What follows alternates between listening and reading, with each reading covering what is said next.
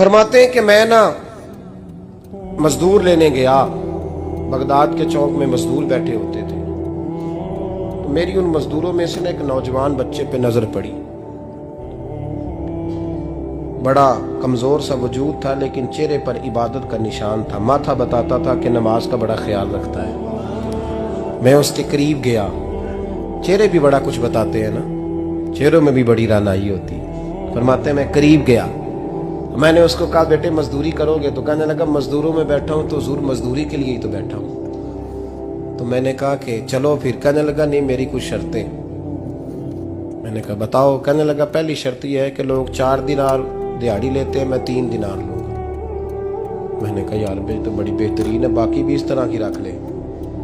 उसने कहा हुजूर दूसरी शर्त यह है कि मैं आपकी मुकम्मल बात मानूंगा, लेकिन जब अजान हो जाएगी फिर आपकी नहीं सुनूंगा। तीसरी बात उसने ये की कि हुजूर मैं आपके घर में काम करूंगा पर आपके किसी सवाल का जवाब नहीं दूंगा।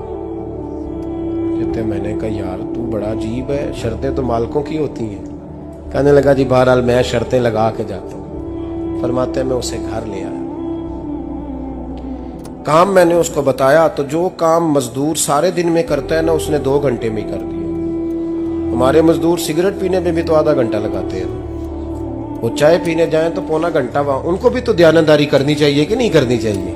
ने मुआहदा किया है ना जी, तो पूरा उतरना चाहिए ना।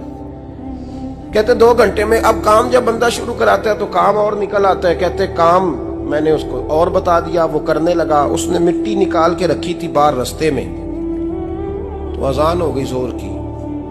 उसने वहीं कुदाल छोड़ी कही और चलने लगा। तो मेरा बेटा कहने लगा इसको जरा बराबर कर दो। कहने लगा चुप कर जा, तेरे बाप से बात हुई थी, जब अजान होती है तो मैं किसी और की नहीं सुनता, सिर्फ अल्लाह रसूल की सुनता हूँ।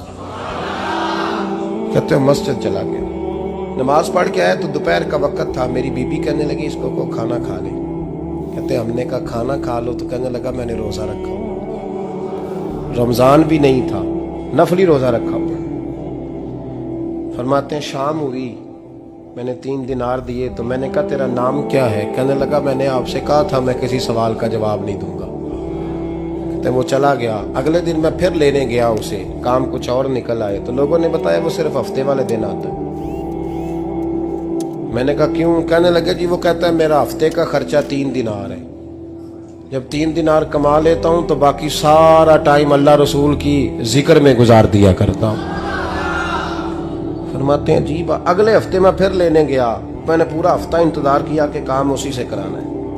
मैं जब गया तो मैंने कहा चलो। कहने लगा मेरी शर्तें याद है ना?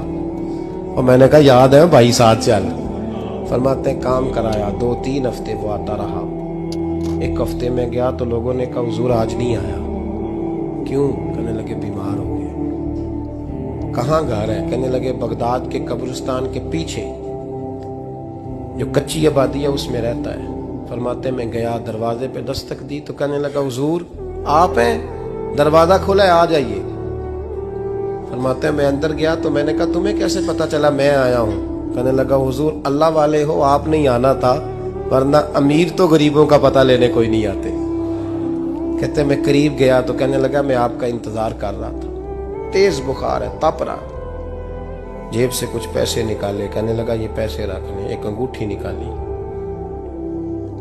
कहने लगा हुजूर आज रात को मेरा इंतकाल हो जाएगा, इन पैसों का कफन खरीद के सुबह जनाजा पढ़ के मुझे दफन कर देना, और जब दफन करो तो ये अंगूठी लेके असर के बाद हारून रशीद के पास जाना। आप उसे कहना मैंने मिलना है, पर वो आपको टाइम नहीं देगा। आप उसको आवाज दीजिएगा कि तेरी एक